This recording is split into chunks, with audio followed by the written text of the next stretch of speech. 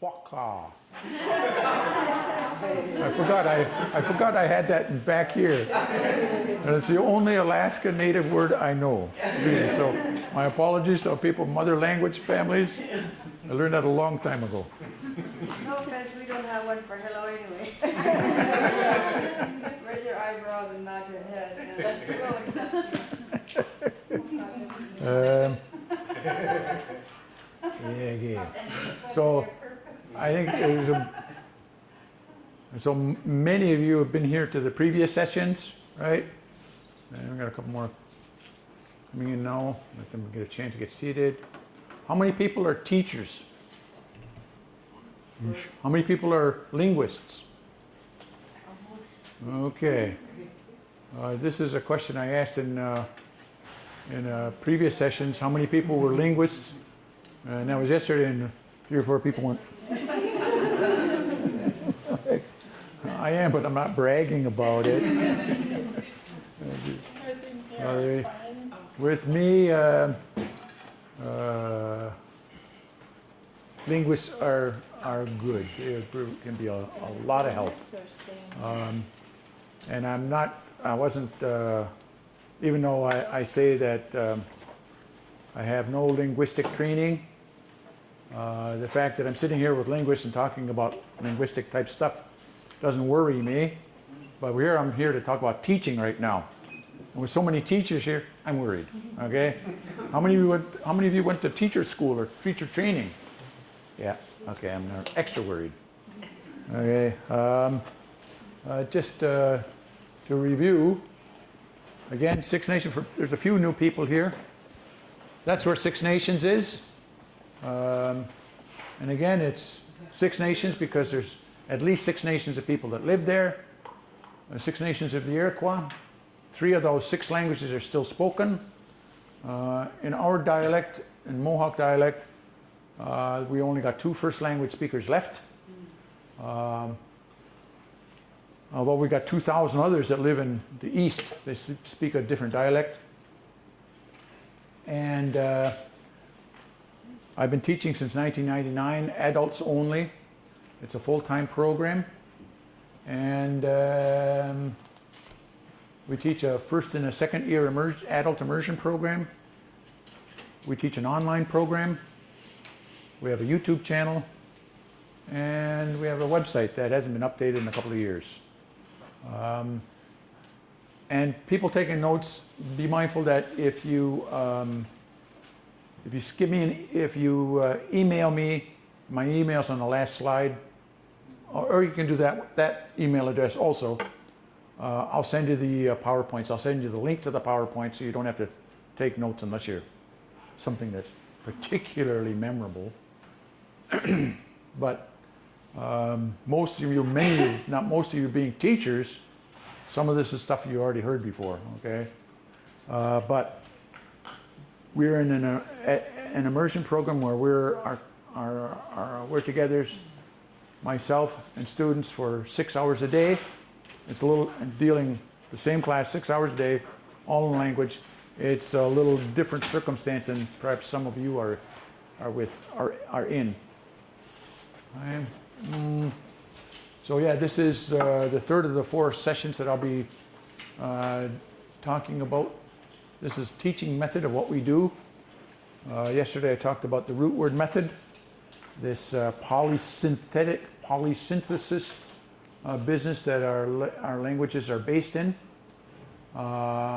Just earlier this afternoon I explained how we structure the program over 2 years, how we begin with the simplest forms of the language, which is photographs, enabling people to describe photographs, spend a year doing that, and then spend a second year enabling them to describe activities or events.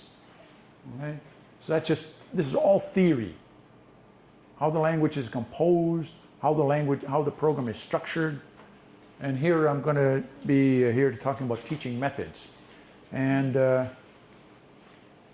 my excuses this is where I mention my excuses. Right?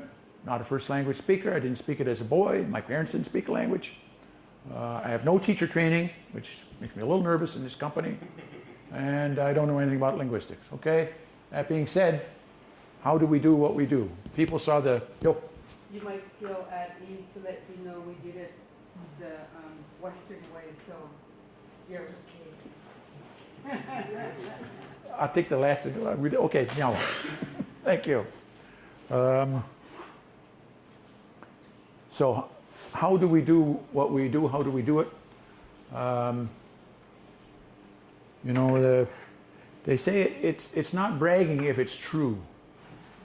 You know, well, we do a pretty good job of creating speakers, and you know, our website has got the before and after proof of how far people can progress after 2 years, and people that saw that previous session saw the kind of language that people are able to use and to talk about and to use.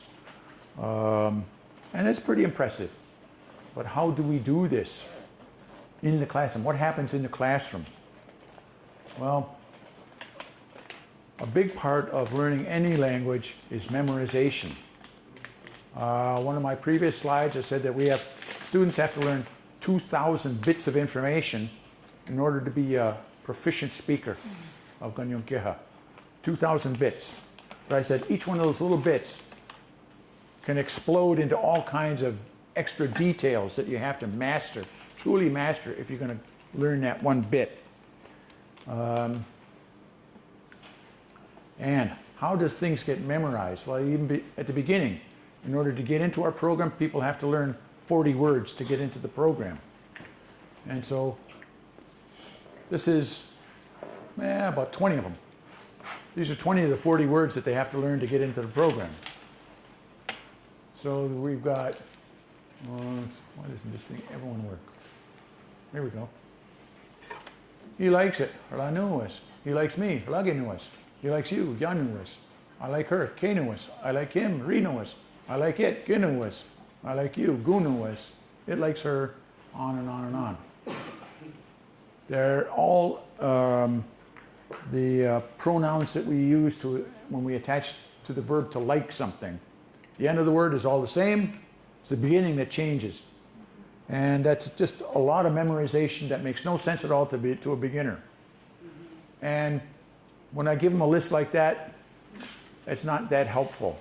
So what we do to make it easier is when you got a, you know what they say about how do you eat an elephant? People know this. One bite at a time. Okay? So how do you learn 2,000 pieces of information? One little one at a time. But what makes that job easier is by clumping things together that are like. You lump things together that are alike. So what we do is we color code things.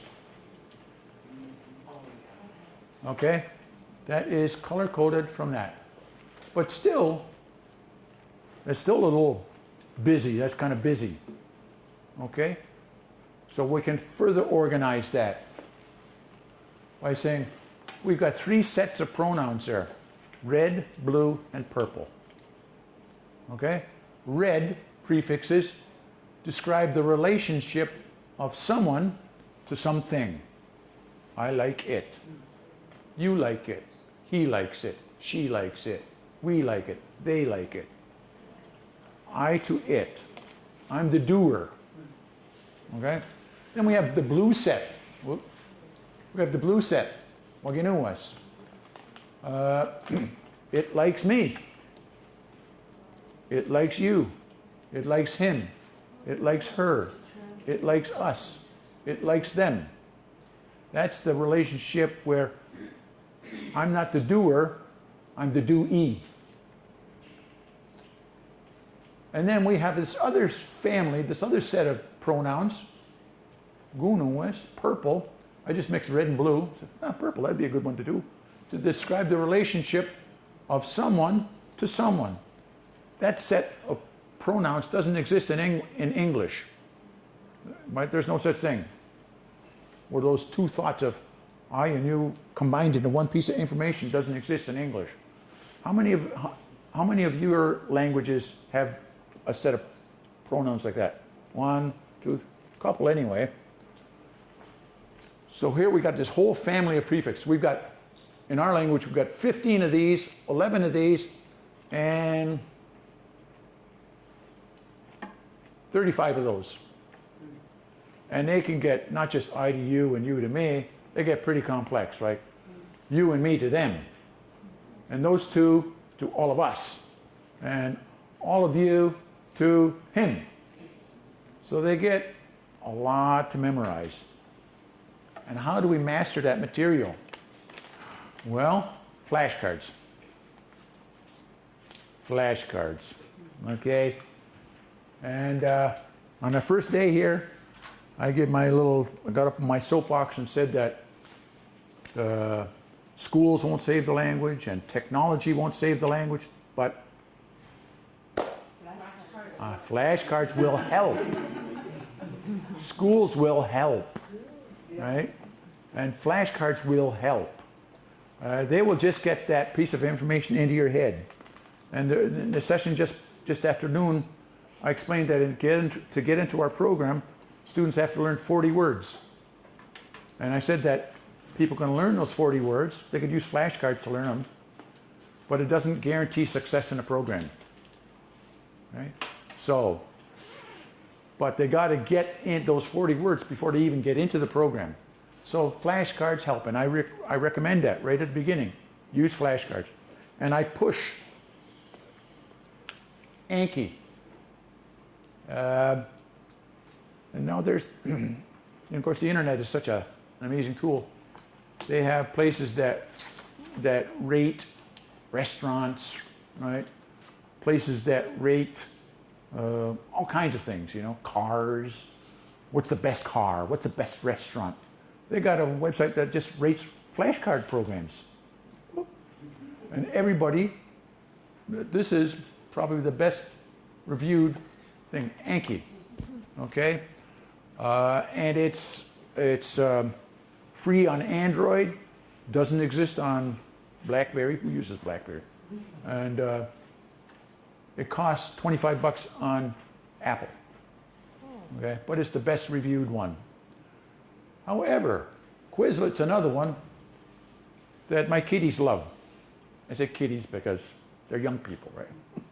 I'm old enough to be their grandfather, but they're young people. They're right out of high school, so I call them kids.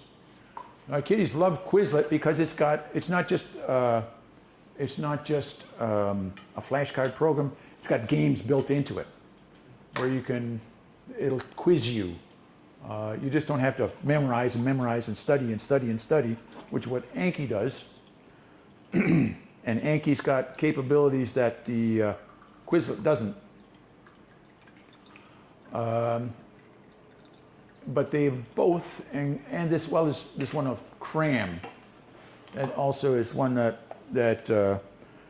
one of my students who's a tech geek, he loves that one. He says it's the best.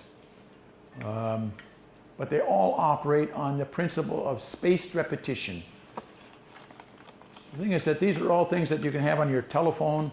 I believe that these two are freebies.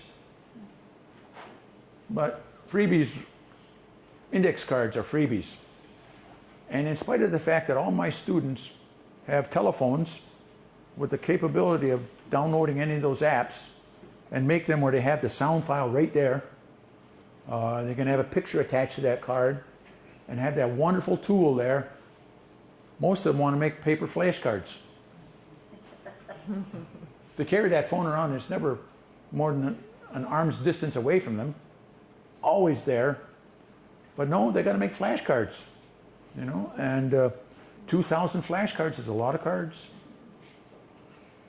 No, got to make them. So I don't recommend index cards, but my kids, they love them. Okay, I gave up fighting it. So the thing is that these electronic cards, apps, are based on the principle of spaced repetition, where I know how Anki works is that you've got 20 cards. You can program this thing to work with how many cards you want to study a day.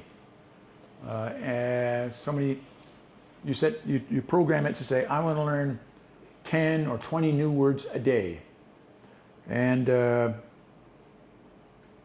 this thing will test you 10 words today. If it's, you say 10, I'm going to learn 10 new words today. It will test you on 10 words. And it'll show you a word, and it'll give you the option of saying, I know it, I sort of know it, I don't know it. Okay? And if you say, well, I don't know it, it'll go through all the cards, and it'll ask you again all those cards that you don't know. And it keeps going and going till you finally say, I know it. So you finish those 10 cards, and you're sort of done for the day, however long that takes. The next day, turn that thing on, it'll review those 10 cards you had from yesterday, and if the first card comes up and you say, I know that, that program will put that card away for 4 days. It won't show you again that card for 4 more days.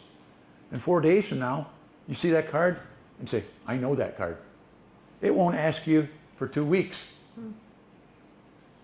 And then 2 weeks come by and you see that card and you still know it. I know that card. It won't ask you for 2 months. Okay? But on that second day, you've got those 10 words you learned yesterday. It's also going to introduce you to 10 new ones. So now you've got to go through this, and this thing builds on itself. And if you say at some point here, one card you, on the second day of the program, and you're learning it, and you're studying it, and you say, oh, yesterday I knew that card, yep, bang. It'll show it to you again in 4 days. The second card's up, and you go, I sort of know that. You click that, it'll put it away, but it'll ask you again tomorrow. So for things that you don't know, it keeps bugging you. You sort of know, it'll bug you a little less often. Things that you know, it'll put it way back. And eventually, for some of those cards, it won't ask you for a year. Hey, remember that word you learned? And eventually you can start to say, file this, I really know that. So this is that spaced repetition is based on the principle that we forget something like, I figure, 90%. We can only forget or remember a certain percentage of information, raw information, and we're going to forget it. And it just keeps working on our memory and forgettability so that it helps us learn information. So is it verbal? Pardon? Is it verbal interactive? Well, I'll get mine up and going. I'll get mine and show you how it works. You can put in, you have to enter these cards are blank. If you can download any one of these things, and there are already decks of cards in there for French and Spanish and Japanese and hundreds of languages. There's nothing for Mohawk, there's nothing for Yupik. There might be for Yupik, or there probably are cards there you can find for Cree and Navajo. You know, big languages, but not for small languages. So you can find them on there. So you don't have to make the cards. Develop your own then? Pardon? You develop your own words? Well, you have to type in the words that you want. So we give our students, here's the word list. Here's the word list. Here's the 40 words you got to learn. Here's how it's spelled. So they've got to sit there and type it in. What a pain in the butt that is. With your thumbs. It's so much easier to do it with a pencil and a paper. That's why they do those index cards, especially if you have to put accent marks on it. Oh. So it gets to be a real bother. But for Anki, what I like about Anki, you can use your laptop, and you can use like a spreadsheet, a simplified, or don't even have to use a spreadsheet. Just type it in there and put a tab. Type, tab, tab, tab, and it'll dump all that typing into the cards. You don't have to enter card by card. And if you already have your text, your word list, like I do, already on my computer, export it right to that. The English, the Mohawk, boom. So it's a huge time saver, but the very fact of writing that card out is half the battle of learning the word. I tell people, well, I say, You know, I say, I've got somewhere here. Where did it go? Can't find it now. Here we go. I've got all kinds of decks of cards here. And I could, if I wanted to. Oh, son of a gun. This is Anki.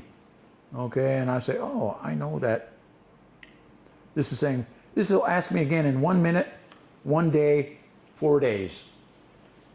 Which one of those buttons? I'm going to say I don't know this word. Okay, I bring someone inside.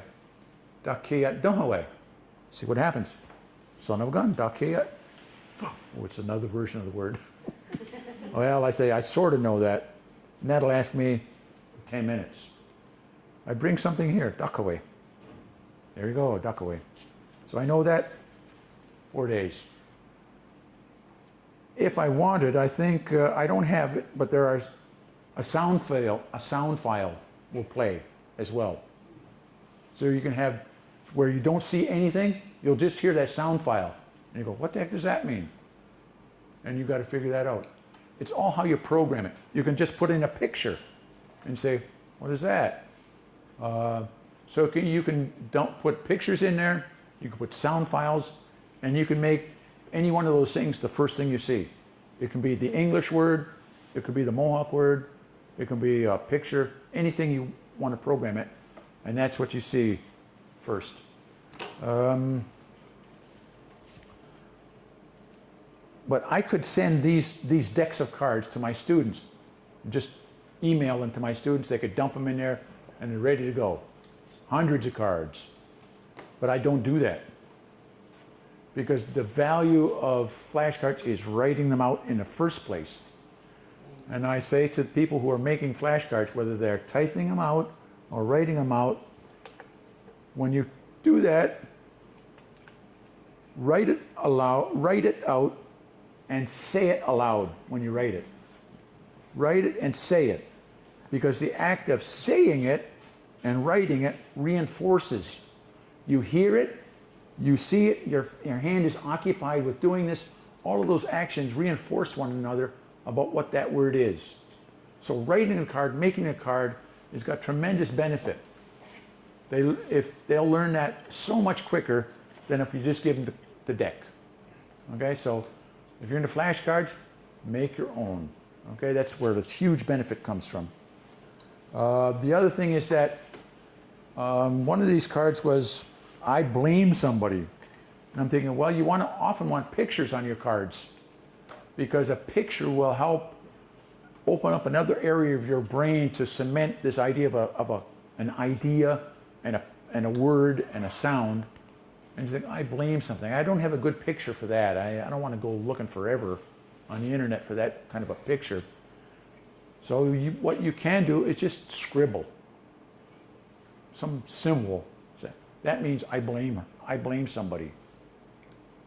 And so long as you identified that picture with that thought, that message, that'll work. You see that? I blame somebody. So making the card has got enormous value. And so we're really keen on pushing flashcards as a way of getting a handle on all that vocabulary you got to learn. And people that were in the previous session saw there was a ton of vocabulary people had to learn. Okay, no to new one. Okay, teaching and immersion. The actual what goes on in the classroom. This is, we got a little bit of time here. It says from day 1, minute 1, teaching and immersion. We call it adult immersion, and there are other adult immersion programs around that I'm aware of, but they're not all immersion. They're teaching, yes, but they're not entirely in the language, okay? I hear things like, come on kids, put on your ajadawi, we're gonna go Atste. Okay, I think you can figure that one out, right? But teaching and immersion means that you have to use the language from minute 1 to the end of the day, day 1 to the end of the program. And people that I know that are probably better speakers than I am, can't do that. Why not? You know, I don't get it. And I've seen through my little language journey, people who are better speakers than I am fail at that teaching thing in terms of using the language all the time, or they use the language all the time, but they're not effective. Okay, they're not effective. Because they're doing like this. And so what I was going to do was to give you a sample. We got a lot of visitors to our school from all over. People came from the Yukon, people came from Telegraph Creek in British Columbia, from Vancouver Island, from Iowa, from all over Ontario to visit our program. And I say, come on day one. You guys are coming the first week. So you can see really how it goes. You know nothing about the language. You can see how the language, what we do in the classroom. And so to give a short demonstration of that, I'll look for some volunteers who want to learn a little Mohawk. Any brave souls? 1, 2, one more. Okay, can I ask you 3 to come up here? And maybe how we do this? Can we pull these 2 tables out a little bit that way? Give you guys a little leg room.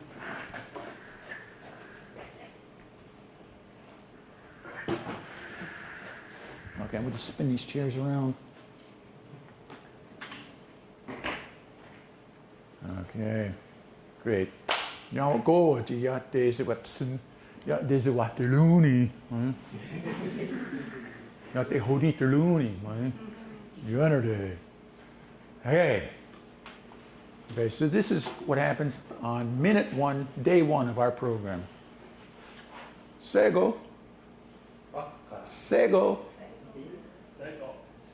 Sego. Sego. Brian Nii.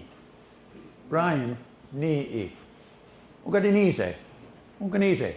Mary, Nii. Mary ne Agauha. Mary Nize. Yunerde.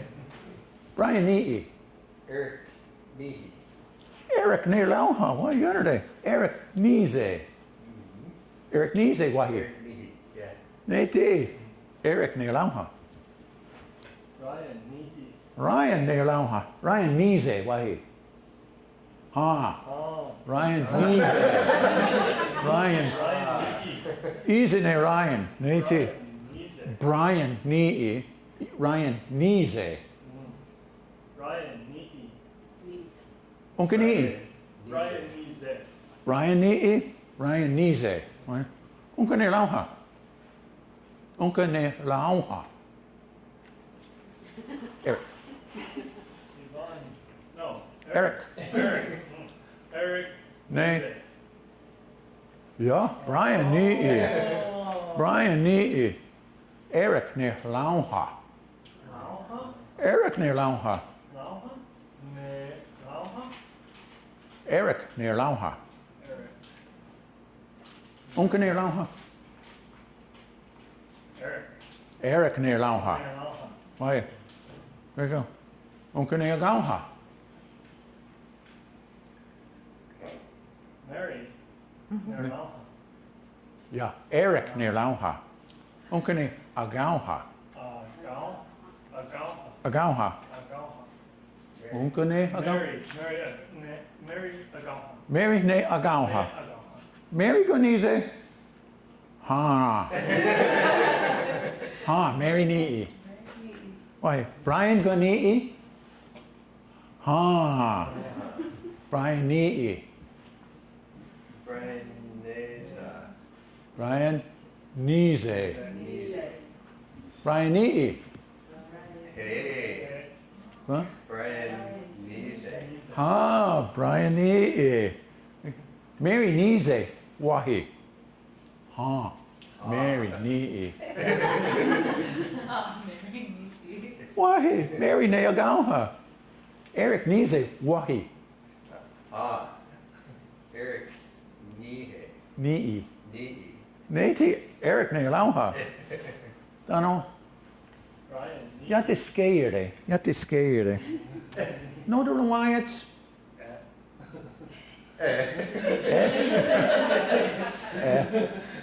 Yeah. Ryan Gunise? Ah. Ha. Ryan Ni'i. Ryan Neilauha. Ryan Nise.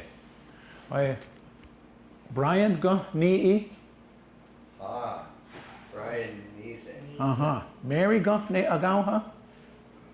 Ha. Mary Nise. Yeah, Mary Dagonii. Mary Ne Arauha. Mary Ne Agauha. Mary Gunise? Ha. Mary Nii. Brian Gunii? Brian Gunii? Ah. Brian Nise, Nate, Skaeri. Dano, Uncan Lauha. Ne, Lauha. Arauha. Eric near Lauha. Uncan Lauha. Ryan near Lauha. Uncan Nise. Mary Nise. Huh?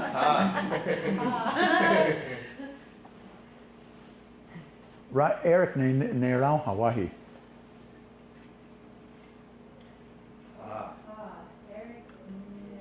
Lauha. Wahi. Let's go. Uncan near Lauha. Mary Ne Agauha. Agauha. Ogadi near Lauha. Uncan near. Ryan Ne Lauha. Uncan near. Brian Ne Elise. Nise. Nise. Ogadi Nise. Uncan Nise. Eric Nihi. Wahi. Nate. You're younger day. Dano. Wachok. Eric Nii? Yeah. Yeah. Yeah. Yeah. Eric Dagon Nii. Brian Nii. Eric Nise? Ha. Eric Nii. Like Mary Ne Agauha? Ha. Mary Ne Agauha. Agauha. Wahi. Not new. Ryan near Lauha? Ha. Ryan Ne Aloha. Ryan near Lauha. Brian. Brian near Lauha. Yeah. Yeah. Yeah. Yeah. Brian Dagon. Yeah. Brian Dagon. Yeah. Brian Dagon. Brian Daigle. Dingle. Why? Yeah. Ryan Dagon. Why? Yeah. Yeah. Brian Nise Dagon. Yeah. A.T. Dano etok nigo. Now go. Okay. Okay. So what we did there, thanks to our brave volunteers, was they learned a couple of words. And I suppose I could have started out the day by saying, okay, kiddies, what we're going to learn today is making statements, asking questions, answering questions in the positive and in the negative. I could have did that, but I didn't.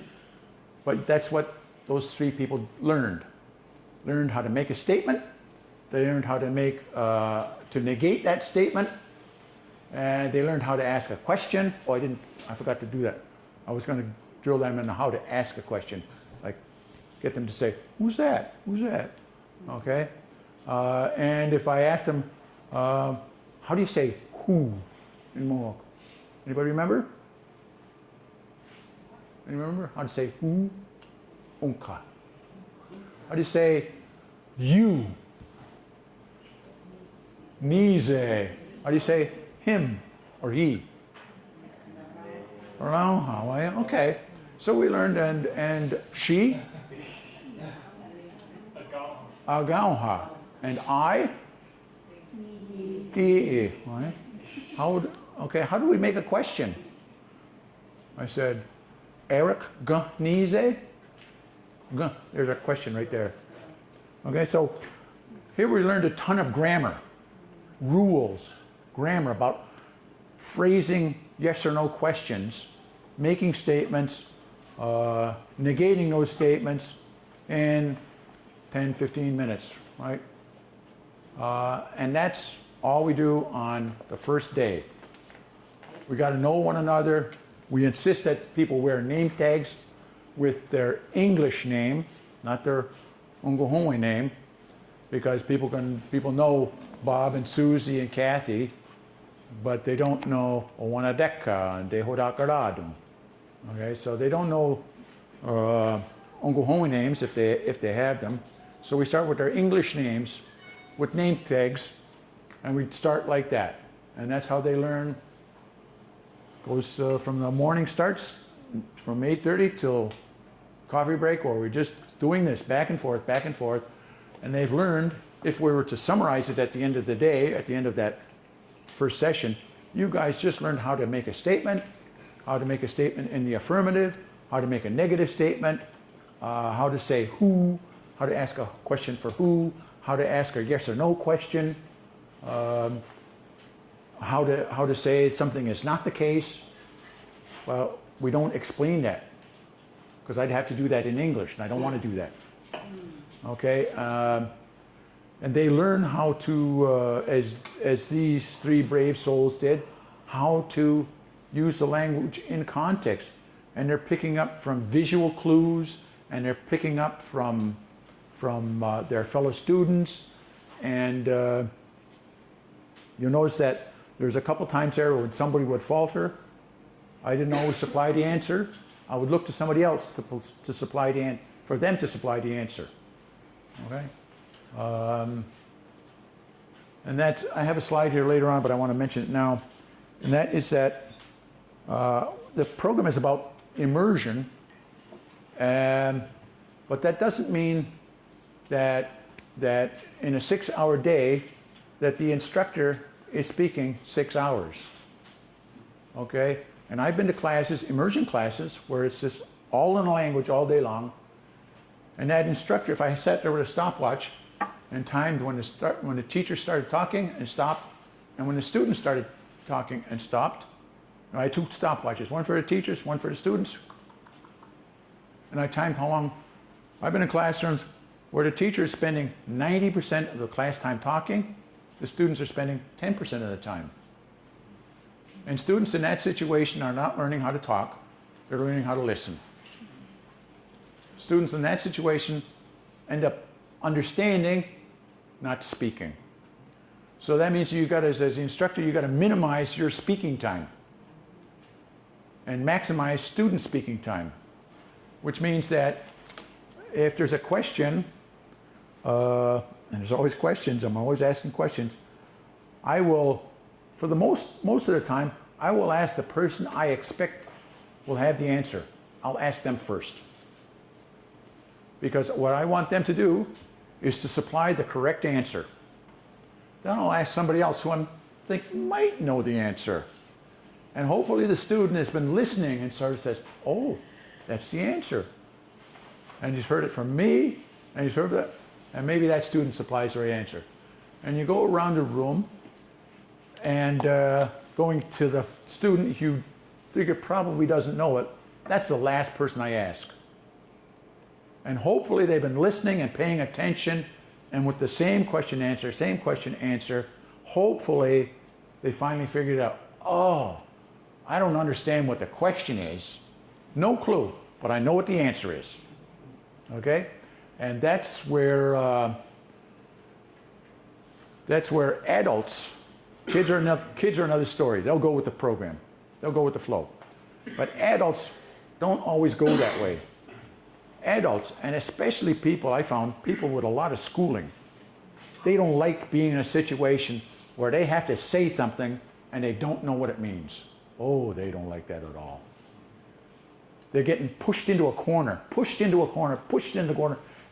The instructor is asking something, answer. They don't understand the question or the answer.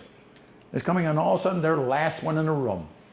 And they don't like getting pushed into a spot where they got to say something and they don't know what it means. Oh boy, there's some people that really don't like that. And people who won't say anything unless they know exactly what it means. So they want to, so what does that mean? What does that question mean? And what's the answer mean? They don't want to say anything until they're completely understanding in the English equivalent. And when students will ask that kind of a question of me, I'll answer. I'll answer them in Mohawk.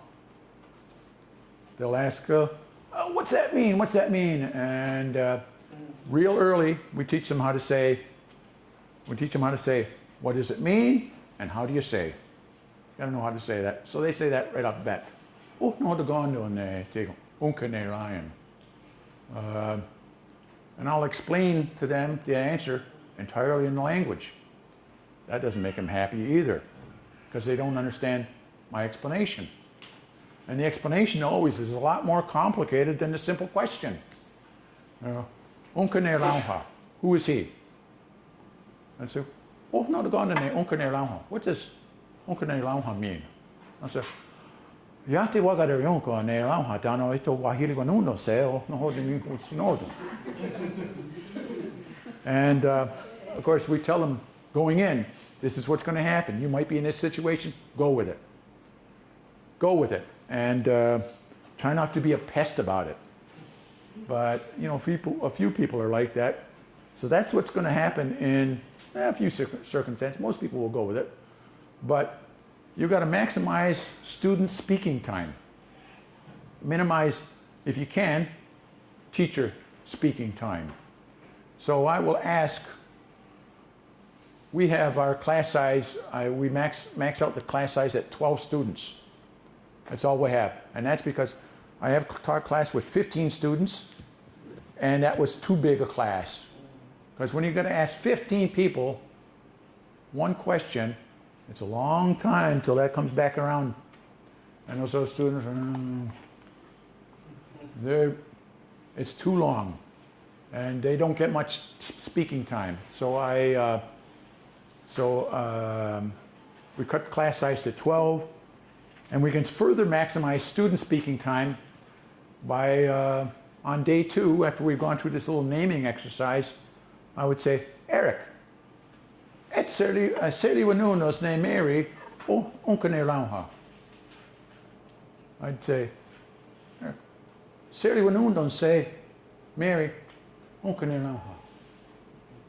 And enough Mary goes, unkane lauha, Mary.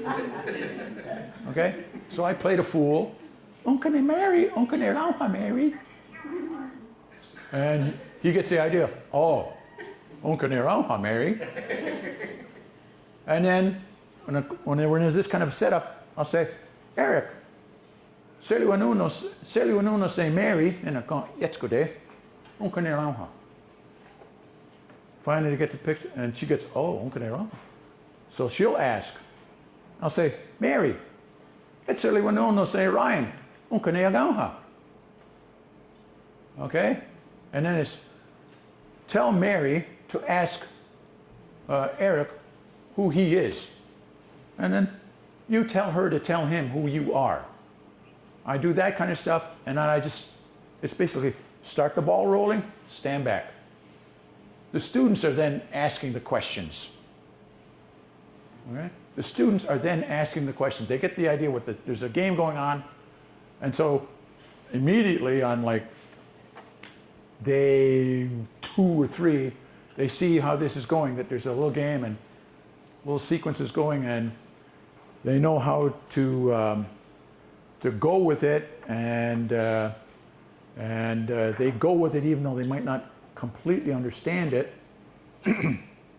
But it's a way of getting students to be able to ask questions, because most of the time students just answer questions. They get very little practice at asking questions. So this is one way of doing it. You just start the ball rolling. I will sometimes, at the very simplest time, I'll say, Mary, onka nirlauha. And she'll say, oh, Eric nirlauha. And someone says, Ise, echali unos, onka nirlauha.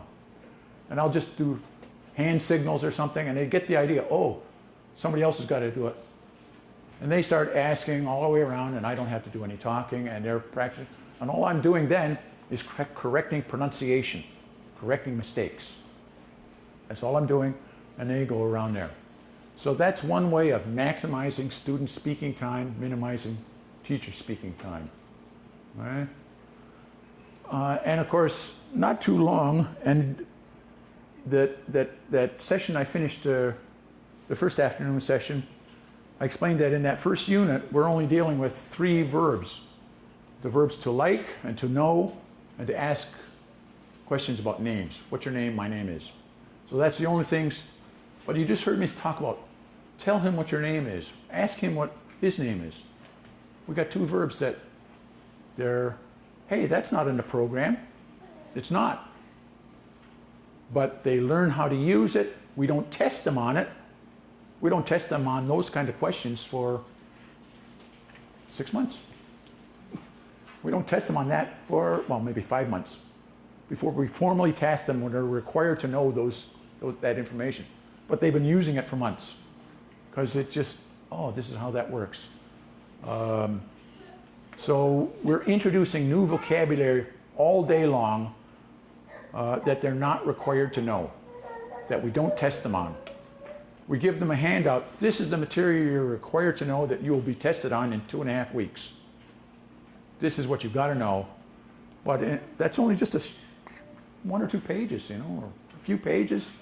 But there's all kinds of other stuff that they're hearing, that we're using, and they gradually pick up, and they're learning that they're not being tested on. And they're aware that what they got to know is a little small body, and at the same time, they're accumulating all kinds of other stuff.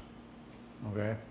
So that's what going on here about teaching in immersion all day long, entirely in language. And let me see if there's something else coming up I want to talk about. Okay. Teaching pairs. I'm fortunate that we, in our program, we have funding to have a full-time instructor and a full-time co-instructor. So my co-instructor, not mine, that's the first year people. I teach second year without a helper. And that's just for budgetary reasons. If we had money, I'd take one. But it's more important that the first year get that helper. And there's 2 people doing it. And what happens in that circumstance, when there's something new coming up, those 2 instructors will demonstrate how that goes. The instructor will ask, that person will answer. They'll supply the question and they'll model how that exchange is taking place. And the students go, oh, I know what's going to happen now. What just happened here between those 2 is now going to start happening here. So that other instructor is very helpful in helping model correct information. So that's how you demonstrate it, because, and again, students don't have to understand what's being said. They can sort of get an idea, but they get an idea, they know that they're being forced into a situation where they got to supply some answer. And even though they don't know what it means, it's got to take a form that they don't know anything about. But here the TA is providing it. Okay, I'll reply and just copy what that person says.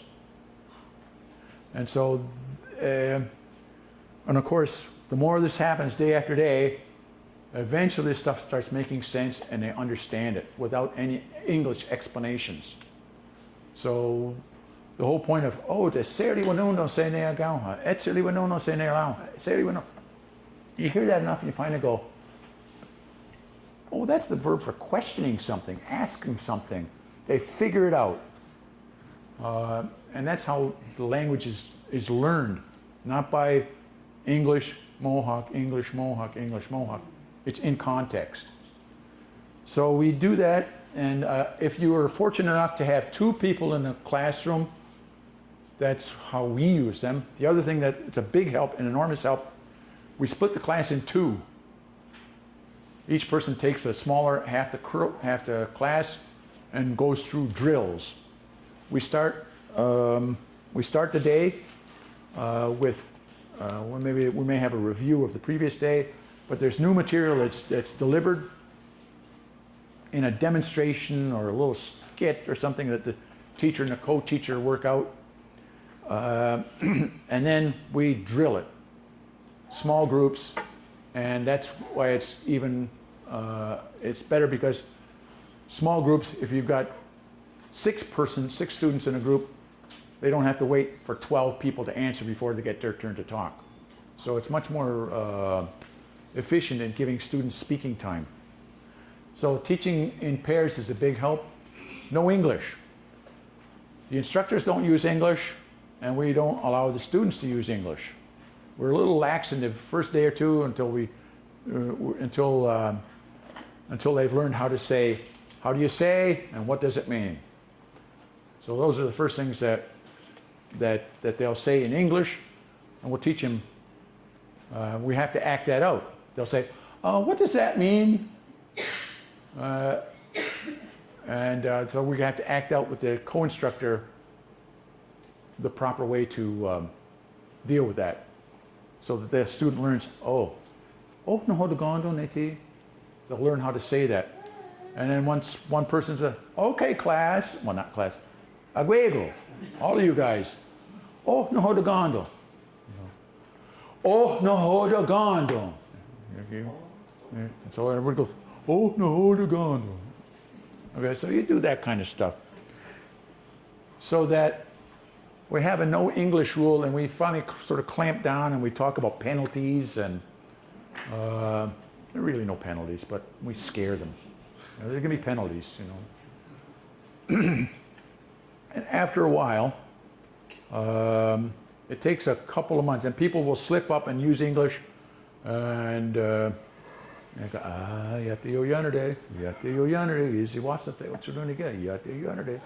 We'll supply the Mohawk that they might have didn't know, and the day comes, and it's usually a couple of months down the road, when everything's functioning, there's no English at all, and not only is there no English, like in the first going, they work at not using English. They work at sort of restricting it and not speaking it. It's an effort. But after a couple of months, there's no effort. They come in there, and they just know, they would no sooner think about walking in there speaking English than they would walking in there with no clothes on. It's just unthinkable. So the thing is that's how this can become an immersion environment. And they just will, because we're pushing them in that direction, to use what you know in the language. And after a couple of months, you saw people who were at the earlier session, the kind of things you can talk about and have meaningful conversations about. So what we also say is, you don't become a speaker by studying, okay? It helps. You become a speaker by speaking. And when I said that the students who learn the 40 words, not all of them do well in the program. And this is one of the reasons. Some of them don't want to become speakers. They want to know the language, right? So they want to be able to provide the answer when somebody says, "Hey, how do you say pencil?" And they'll go, "Oh, I know that." They don't want to. They want to know the language just like they want to know, the capital of Nepal, Kathmandu, right? They want to know it, but they don't want to live their life in it. And if they don't live their life in it, it's just a school thing. It's just school. When they leave school, leave it behind, never think about it again till the next day. So if it's a school thing, they're not going to do well. They're going to forget what they learned. And some of, if it's a school thing, those are the students that are going to cram for tests, get obsessed about tests, get stressed out, and complain about their mark, right? I should have got a 7 on this test, this answer here. It's all school to them. But the people who are there for it to live their life in it, they're different. They're different. But not everybody is like that. And so that's it. And we require students to speak. There's a lot of students that are wallflowers. And there's a lot of students who come to our class, into our program with emotional problems. And I'm surprised at the number of people who show up there and they talk about anxiety disorders. And it seems that there's more and more every year. I'm going, where are these people coming from, you know? Anxiety disorders. And it's a real thing that prevents them from speaking. You know, they just don't like, we've heard about people who don't like speaking in front of crowds. Well, there's people who don't like speaking to another human being that they're not related to, you know? Whoa. So they've got a real handicap. And nevertheless, we force them to speak. And we force them to speak while standing. It's our culture that in our traditional ceremonies, at the traditional chiefs meeting, everybody stands when they speak. Okay, and so we insist that we have storytelling sessions. First thing in the morning, that's the first thing we do. We share with one another where we're at that particular, right thing, when we start a little circle, and we share where we're at because they have the language to do so. They come in there saying, I'm tired.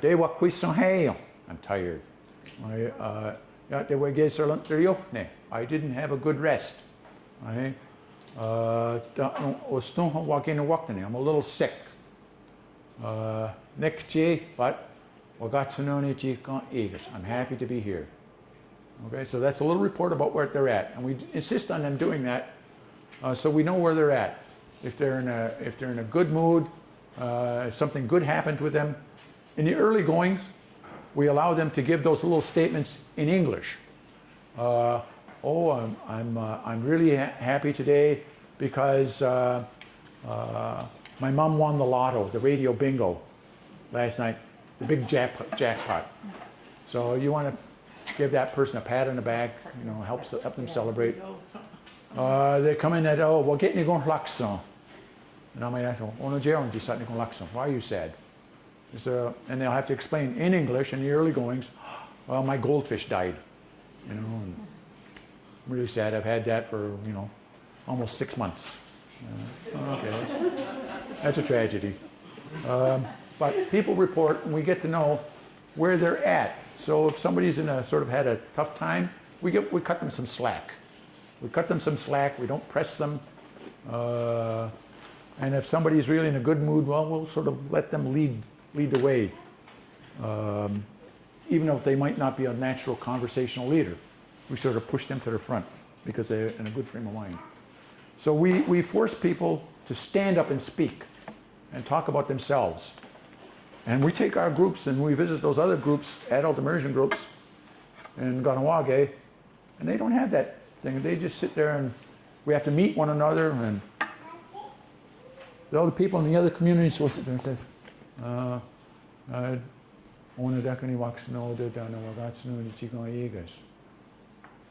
you know, big circle like that. All students go,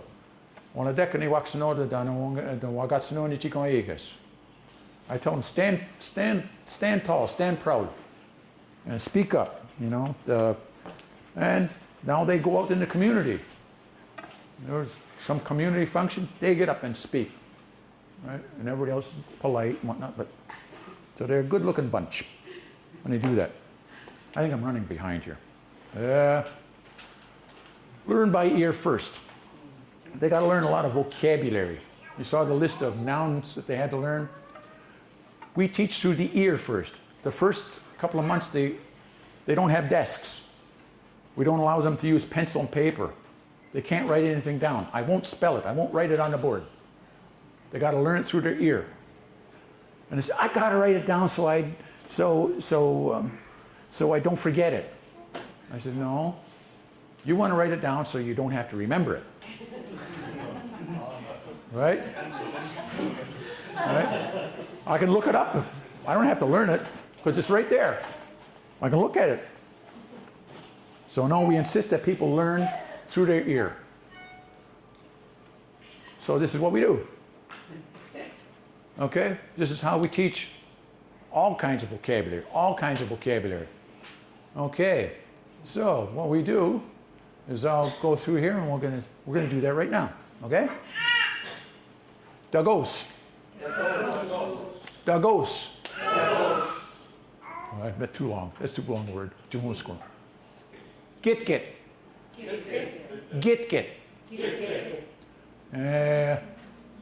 Gwa yan Yesterday.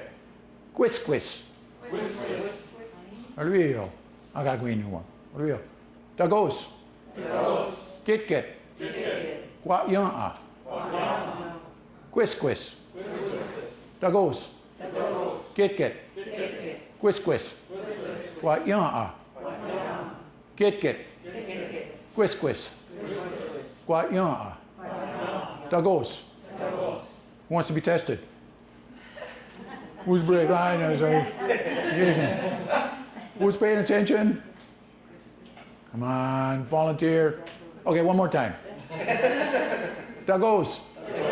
Gwa yan Git. Quis.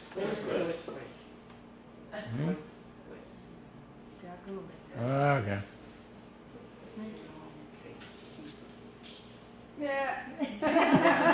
Okay. Igere ise askwana dunhase. Nee. Ja, don't gege. I killing. I need it. Dagina dunhas ne git. Nee ti yanere. Dagina dunhas ne kwa yan. Dagina dunhas ne quis. Dagina dunhas ne dagos. Kwa yan. Git. Quis. Kwa yan. Yeah. So, yago ye woni inderi ni ye huntage. She's learned the word through her ear. The next step, when the whole class has learned all of those things, and there's not just 8 of them on the screen, it's just dozens, right? They've learned all of them. Well, then they got to learn how to say it. Okay? So then, could you hand that back to me, please? Then it's my turn to say, okay. Git.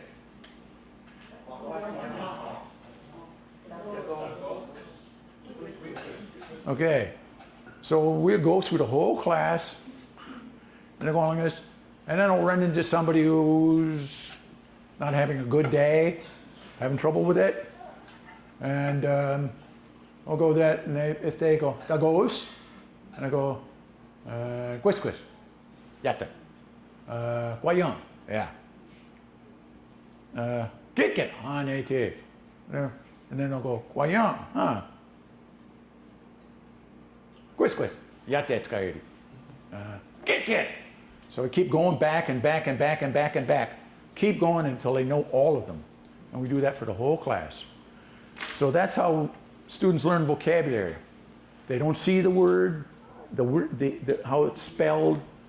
They can't write it out. This is how they learn it, through the ear.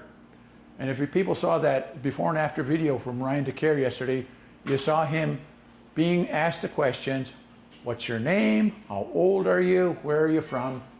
He said, I don't know. What can you say? My name is Ryan, I'm from Wata, I'm 22 years old. Because he'd never heard the questions. So we have to learn through our ears. And that's the one thing area where we don't get enough practice as students is hearing. So that's where the first place we start in terms of teaching is through the ear and listening. The other huge area of the language and teaching is, I learned that thing at a conference, comprehensible input. Guy named Stephen Krashen has a book out about it. And all it comes down to is You, everything that you deliver to the student has to be understandable. They have to know what's going on. And that means that if you're not providing an English translation, which we don't, they have to understand what the heck is going on. And they can understand. Oh, they understand what a picture of a chicken and a pig and a cat is. Oh, they recognize those things. So that sound, duggos, they see that with the cat. Oh, that's got to be how you say duggos. That's comprehensible input. Okay, but as we go further and further into the program, any new material has to be based on what came before. You can't be throwing 90% of the day's material is brand new, and only 10% is what they already know. It's got to be the other way around. Only 10% of the material that they deliver is brand new, and everything else is what they already know. So that means that we don't teach using themes. A lot of places use themes. Okay, kids, today we're going to learn colors. Okay, kids, today we're going to learn numbers. Okay, kids, today we're going to learn animals. Okay? And it's just raw material that is just not conversation. It's just words. You can't do much with those things. And we teach these things. We teach, dog and cat and chicken. And we teach colors and numbers. But we teach them in a context where we teach them how to use them. We teach foods, all the food names that we use. But at the same time, we teach how to cook, how to eat, how to make those foods. We talk about we enable them to talk about liking them and not liking them. We enable them to talk about what shape are those foods in? Are they frozen? Are they fresh? Are they moldy? Are they spicy? So they fit into a big context. So the content has to be understandable and based on a pyramid where you're building this enormous conversational base and just piling on more and more material on what they already know. Okay? Okay, I'm going to try and slide through. Calisthenics, oh my feather. We're not big on TPR. People know what that is? Total physical response. We're not big on that. Because that's commands. Stand up, sit down, turn around, Okay, that's not conversational. But there's a part of it that the kids like, and that's that physical part, doing something. And when you're in class 6 hours a day, it gets pretty tough sitting in a chair for 6 hours a day. And so we try to build into our program as much as possible calisthenics, physical activity while you're learning. And I decided to do this just a couple of years ago after reading an article about a math class, a grade 6 math class in Holland, where they took the math class down to the gym. They had one math class stay in class and did math, traditional math, and the other class went down to the gym. They had exercise bikes. Their books were propped on a little easel there, and they just pedaled away there. 2 times 2 is 2. 2 times 3 is 6. 2 times 4 is 8. And did that while pedaling a bike. Guess who learned better? More. Kids on a bike. Physical activity got the blood flowing, more oxygen to the brain. They learn faster, they learn better. So, okay. So I go to class because I don't have anybody on top of me telling me what to do or I can't do. We're going to do calisthenics today, kids. What do you mean? Okay. So, we got to learn verbs. We got to learn verbs. And we're going to do some calisthenics while we're doing it. Okay, aguego desawado. Everybody stand up. Everybody stand up. You can sit down. But if you want to, chip in. Desawado. Dano. Gigon. Gigon. It's Seneca. Gigon. Gigon. Wagyote. Agwego? Wagyote. Wagyote. Then if you were standing, wagyote. Wagyote. The physical action is helping cement that sound, that meaning into your brain. The physical action. So that, and you really don't know what that word means. You know, maybe is he stacking hay? What's he doing? You know, don't really know.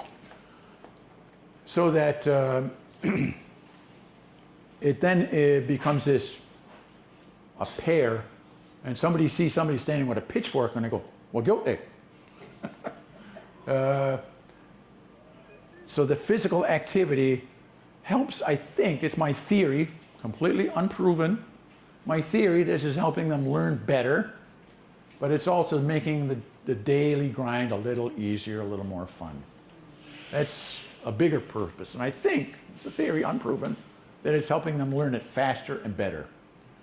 So they go, so we'll say, Degalerlons, Degalerlons, Degalerlons. I get everybody running in place. Degalerlons, Degalerlons, Degalerlons. So I'm running. And Degalasuntos, Degalasuntos. We get everybody doing this stuff. And it's fun. They enjoy it. I wouldn't enjoy it. I'm too old, you know, but they enjoy it. But they like it, the activity, and I think it helps, you know. It breaks up the day. So that's, plus we have other physical activities. When they have to, we supply the pictures sometimes, like this, and then other times, they have to learn all the outdoor noun words, like field and mountain and tree and road and river and lake, swamp and road and fence. We'll say, okay, people have to, they've got this list of things and we act out, we charade it. Okay, so they'll say, lake. We'll have a picture for lake and somebody's got to figure out what's a little charade kind of thing they could do for lake. You know, canoeing on a lake.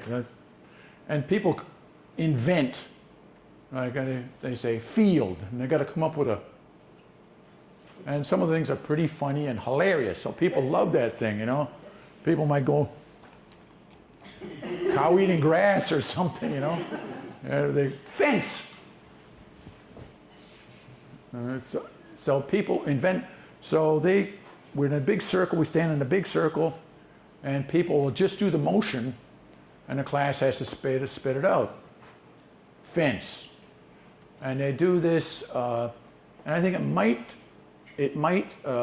make it a little more effective and help them learn those words sooner, but it's definitely more fun. And especially when I'm supplying the image, but when they're supplying the activity, they love that, and sometimes it's hilarious. With that camera on, I won't do. There's some things that they've come up with that are just hilarious that I don't want to have that on the record. Okay, so that's calisthenics. Writing. Eventually, our kiddies have to do writing. We do allow them to start writing because we end up with a lot of material that they've got to get a grip on, and knowing how it's written and spelled. And having an understanding of correct spelling is a big help in remembering how to say it. So those two things should reinforce themselves, and our language, we're lucky that our language is written the way it sounds. So if they've heard it, they should be able to spell it correctly. It's not like English, right? And if they write it out or they see a word written, they should know how to say it because it's very regular that way. So after a while, after 6 months, they do get into writing the language out, taking notes, keeping a notebook, and we then also have periodic writing assignments. The longer they go in the program, the longer the writing assignments. So in the early going, it may be just a sentence or two, and at the end of the year, it's a page or two. And so writing is a big part of the leader program. Homework. There is no homework. We've got adults, we've got mothers, and we have mothers in the program. Mothers have no time for homework. Right? The guys, yeah, they got time for homework. Well, most of them do. The women don't. At least the moms don't. So we say there is no homework assignment. However, they do have a responsibility to use it. That's their homework. Once they leave class, they got to use it. They got to speak, they got to write, they got to text. They got to use the language in communication with others, even if it's with their dog and they got no one else. They're going to use it. And I will ask them, you know, how'd you use the language last night? And they got to tell me. And if they don't, and they say, oh, well, fortunately, they're an honest group, and they'll tell me, I didn't use it at all. Not one, yes, got one a day, not one word. Yeah. They get a little shamed out. So that is their homework, is using the language at night. Some of them will study, and I still say, you don't become a speaker by studying. You become a speaker by speaking.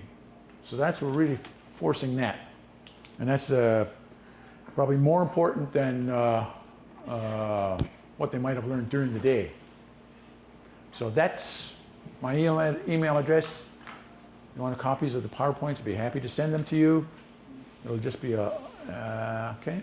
So I've got a little time left for questions. I'd welcome any that you have. I thank you for paying me such good attention. Now, There's students who are visual than anything else. They have to have it like written down, and I have difficulty with those kind of students. You can't, listen. I've done this before. Mm-hmm.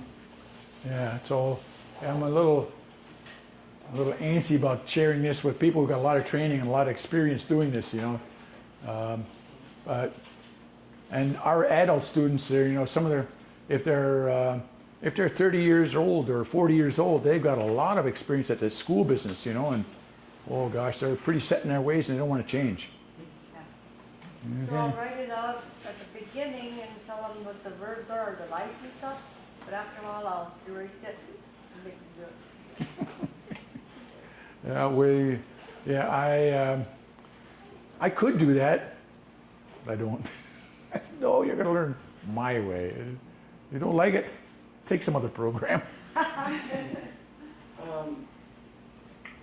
is what we try. Pardon? That is what we try. We use pictures. Mm-hmm. We, it got too much that we have a rule, no computers. You can't have a laptop. You could have a paper and pen. Trying to get them into that mode of listening. If you're not listening, you're going to miss out. Even you taking notes while you're listening, better to learn by watching me. Look at my mouth. Mm-hmm. It was hard because a lot of us have been schooled to learn by taking notes. And so I try to do more activities than having them sit there and listen to me. Mm-hmm. So activities are fun. Yeah. Well, I know that there's lots of other things that teachers do and probably to good effect. And there's lots of things that I don't do. This is just how we do it, and I know we'd benefit we benefit by perhaps changing some things, but my co-teacher and I, we spend every summer going over what we did the year before and trying to figure out how to do a better job, and that's one of the areas. One is content, but the other is delivery. What can we do to do better? What are the holes in their grammar? What are the holes in their vocabulary? How do we fix that? You know, what else can we do? So we're constantly on the thing, and we have access, thanks to the internet, to all kinds of material and videos and techniques that we don't have the time to look at all of that stuff, to study up on it. I should go to teacher's school and maybe learn something. Yo. You mentioned in one of your early slides that you offer this class in person and online. How do you structure your online? The online program. The online program uses exactly the same material as the classroom. Exactly. We give them basically the same tests. However, the online program, there's no live instructor. It's all just you and your desktop, your laptop, and our online programmer had to take that classroom experience, what you see there, and somehow make an online equivalent. It's going very well. We got a very high completion rate. One of our students is a member of parliament, a white guy, who got up in parliament one day and gave a speech in Mohawk. Oh, and he wowed the country. Everybody just fell off their floors about this white guy speaking Mohawk in parliament, you know. So it's going well. And we think that it could be, the idea is that an online student could join the classroom at somewhere along the line, and a classroom student could go online. If one of them couldn't finish or wanted to switch over, in theory they could switch and not really miss anything. Right. Other questions? Yo. When you provide the students with vocabulary to study, do you provide them sound files too? No. No, we don't have, I don't have, we should see that our second year set of handouts, yay thick, and it's just tens of thousands of words. Tens of thousands of words, and I don't have the time to voice those. Yeah. I'm finding that, and different languages have different sound systems of vocabularies, but by and large, especially with interior Salish students, and the same would probably apply for Hatko or Haida too, I'm finding that too early on, before students have a pretty good grip on pronunciation, just providing written strings of words without being able to hear it as they study it often invites sort of bad habits of pronunciation. Yeah. The fortunate... Perhaps Mohawk is different. Mohawk is very regular. Once they learn how the system works, the accents work, those accents that you see on a word are pronunciation guides. Where to put the stress on a word, where to put a long stress, and so forth. So a student can look at a brand new word or sentence they've never seen before and pronounce it correctly. Yeah, in theory, it just, at least from my experience, doesn't easily work out that way. That doesn't mean they're going to have great pronunciation. They'll know where the stress belongs. And some people, even after 2 years, they do a terrible job. Some people get it on the third week, they got it perfect. Student by student.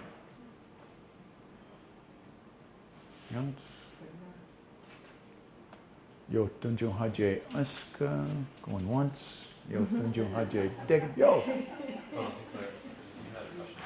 Oh, yeah. And then I'll go.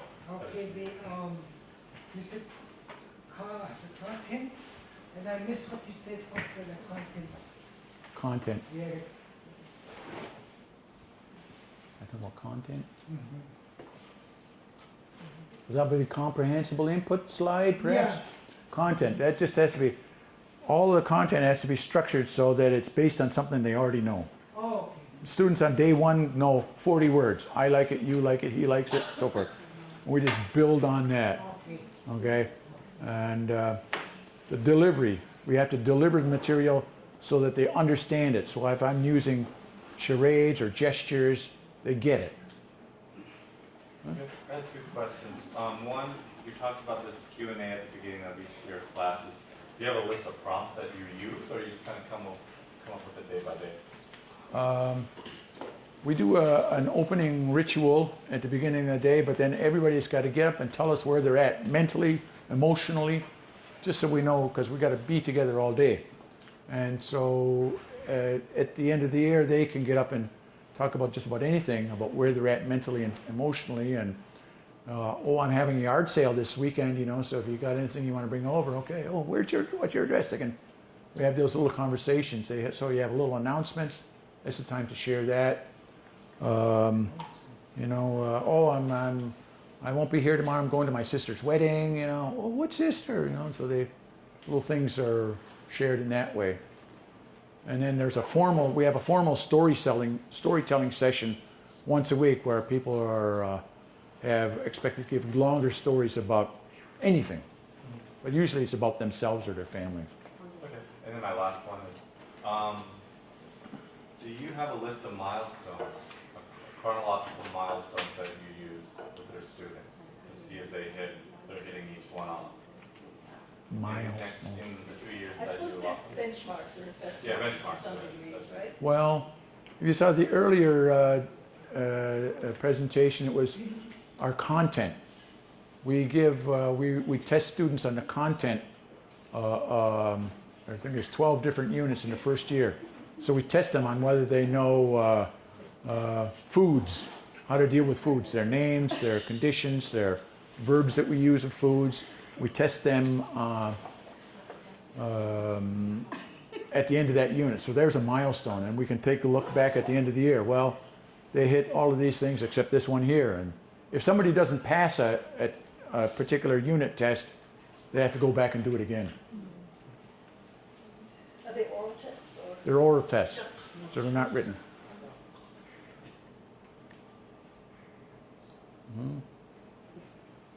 Good. Is that it? Okay.